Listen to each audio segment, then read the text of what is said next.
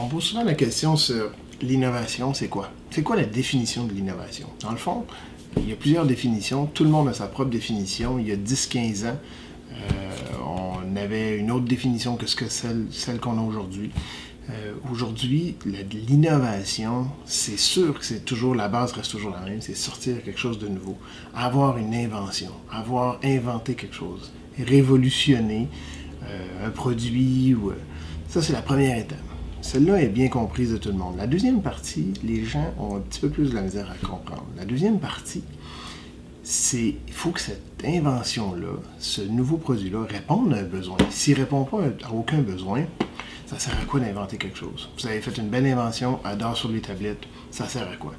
Donc, au tout début, posez-vous la question, qui va utiliser mon produit? Qui va utiliser ce produit? Quel problème je règle? Cette question-là est encore mieux. Quel problème je vais régler? Puis si vous êtes capable de cibler un problème, que votre invention, que votre nouveauté, que votre innovation règle ce problème-là, bien là, à partir de ce moment-là, vous pouvez commencer à faire un bout de chemin, puis développer votre produit, développer votre service.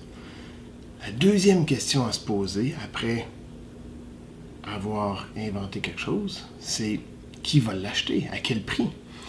Puis c'est la plupart du temps, 75% en fait des inventions restent sur les tablettes ou meurent d'elles-mêmes parce qu'il n'y a personne qui les adopte, il n'y a personne qui passe à l'action puis débourse de l'argent pour acheter ce produit.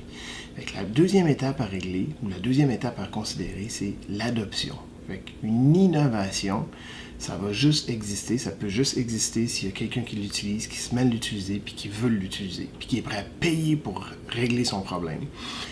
On voit trop souvent des inventeurs qui tombent en amour avec leur invention, puis là, ils vont chercher le brevet, valider la propriété intellectuelle, chercher les brevets, et ils ont tout fait leur travail, 25, 50, 100 000 $ dans le trou, pour s'apercevoir que finalement, il n'y a pas grand monde qui veut payer pour leurs produits ou leurs services.